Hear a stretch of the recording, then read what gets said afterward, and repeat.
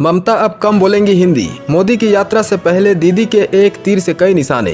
कोलकाता में ममता बनर्जी ने कहा कि मैं अब और ज्यादा बांग्ला में बोलूंगी, दम है तो मुझे डिटेंशन कैंप में भेज दो। दरअसल प्रधानमंत्री नरेंद्र मोदी की 18 जुलाई को बंगाल में रैली होने वाली है। पश्चिम बंगाल के मुख्यमंत्री ममता बनर्जी ने बुधवार 16 जुलाई को कोलकाता में एक बड़ी रैली का आयोजन किया। भाजपा के नेतृत्व वाली केंद्र सरकार पर देश भर में बंगाली भाषी लोगों को परेशान करने और उनके साथ दुर्व्यवहार करने की नीति के लिए निशाना साधते हुए बीजेपी को चेतावनी दी कि अगर इस तरह की कार्रवाई पर तत्काल रोक नहीं लगाई तो उसके गंभीर राजनीतिक परिणाम भुगतने होंगे। ममता भाजपा शासित राज्यों में बंगाली भाषी लोगों पर कथित अत्याचार के खिलाफ बारिश में भीगते हुए कोलकाता की सड़कों पर विरोध मार्च निकाला।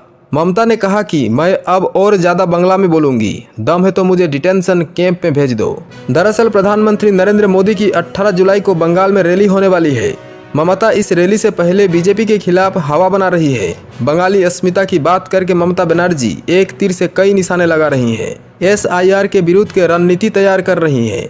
ममता ने बीजेपी पर महाराष्ट्र और दिल्ली विधानसभा चुनावों में मतदाता सूची में हेरफेर का आरोप लगाया। ममता ने बिहार में चल रही विशेष गहन पुनरीक्षण SIR प्रक्रिया राष्ट्रीय नागरिक रजिस्टर NRC से तुलना की है। इसके पहले TMC के सांसद डेरेक ओब्रायन इसकी तुलना हिटलर के ओल्ड पास से की थी।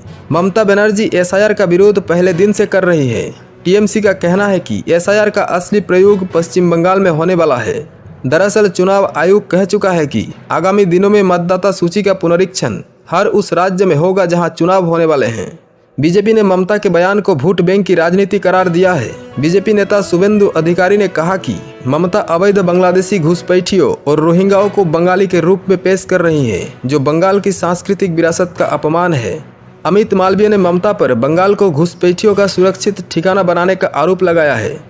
मोदी की रैली का असर कम करने की रणनीति। प्रधानमंत्री नरेंद्र मोदी 18 जुलाई 2025 को पश्चिम बंगाल पहुंचने वाले हैं। PM की यह यात्रा TMC के शहीद दिवस 21 जुलाई से पहले हो रही है, जो बंगाल की राजनीति में एक महत्वपूर्ण वार्षिक आयोजन होता है। PM मोदी लगातार बंगाल जा रहे हैं। जाहिर है कि उनके निशाने पर भी बंगाल फतह ही है। अगले विधानसभा चुनावों में बीजेपी किसी भी कीमत पर बंगाल जीतना चाहेगी। यही कारण है कि बीजेपी राज्य में अपनी संगठनात्मक ताकत बढ़ाने और 2026 के विधानसभा चुनाव के पहले ऐसा नैरेटिव सेट कर रही है जो पार्टी को इस राज्य के लिए अपरिहार्य बना दे। जाहिर है कि PM अपनी इस यात्रा में भी कई विकास परियोजनाओं का उद्घाटन और आधारशिला रखेंगे, जैसा कि उनकी पिछली यात्राओं में देखा गया है। पर बनर्जी ने बंगाली भाषा को मुद्दा बनाकर PM मोदी और बीजेपी के खिलाफ इस तरह का नैरेटिव सेट करने जा रही है, जिसमें बीजेपी एक बार घिर सकती है। बंगाली अस्मिता को जगाकर अपना विधानसभा चुनाव जीतने का संकल्प। ममता ने बीजेपी पर बंगाली भाषी प्रवासियों को घुसपैठी करार देकर उनकी नागरिकता पर सवाल उठाने का आरोप लगाया। दीदी को पता है कि देश में इस समय भाषा का विवाद बनाकर बीजेपी के खिलाफ माइलेज दिया जा सकता है। उन्होंने दावा किया कि देश के विभिन्न हिस्सों में रहने वाले 22 लाख बंगाली प्रवासियों के पास वैध पहचान दस्तावेज है।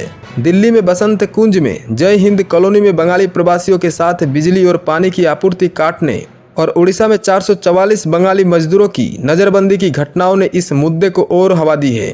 ममता ने इसे भाषाई प्रोफाइलिंग करार दिया और कहा, बंगाली बोलने से कोई बांग्लादेशी नहीं हो जाता। हिंदी कम बोलने का उनका फैसला बंगाली अस्मिता को मजबूत करने और बीजेपी के हिंदी हिंदू हिंदुस्तान नैरेटिव के खिलाफ एक जवाबी कदम है। विपक्ष की सबसे बड़ी नेता बनने का ख्वाब। ममता बनर्जी का यह हमला बीजेपी और केंद्र सरकार के उस नोटिफिकेशन के खिलाफ है जिसमें संदिग्ध बांग्लादेशियों को गिरफ्तार कर डिटेंशन कैंप में भेजने की बात कही गई है। ममता ने इसे बंगालियों के खिलाफ भेदभाव के रूप में पेश किया, यह दावा करते हुए कि बंगाली बोलने वाले प्रवासी मजदूरों को गलत तरीके से बांग्लादेशी या रोहिंग्या करार दिया जा रहा है। जाहिर है कि इस लेवल पर इस नोटिफिकेशन का विरोध न तो कांग्रेस ने किया और न ही समाजवादी पार्टी या RJD जैसी पार्टियों ने किया है। ममता बनर्जी अपने इस बयान के जरिए CAA और NRC जैसी नीतियों के खिलाफ लंबे समय से चली आ रही लड़ाई को देश के सामने लाना चाहती हैं। वो इन नीतियों को बंगाल में अल्पसंख्यकों के खिलाफ एक हथियार के रूप में इस्तेमाल करेंगी, जो पूरे देश के अल्पसंख्यकों के लिए नजीर बन सकती है। ममता बनर्जी का यह बयान केवल बंगाल तक सीमित नहीं है, यह राष्ट्रीय स्तर पर विपक्षी एकता के नेतृत्व को उनकी महत्वाकांक्षा को पूरा करने का साधन बन सकता है। उनका यह दावा कि वो बंगाल से ही विपक्षी गठबंधन को चला सकती हैं, उनकी इसी रणनीति का हिस्सा है। वो ये संदेश देना चाहती है कि वो न केवल बंगाल में बल्कि राष्ट्रीय स्तर पर भी बीजेपी को चुनौती देने में वो सक्षम है।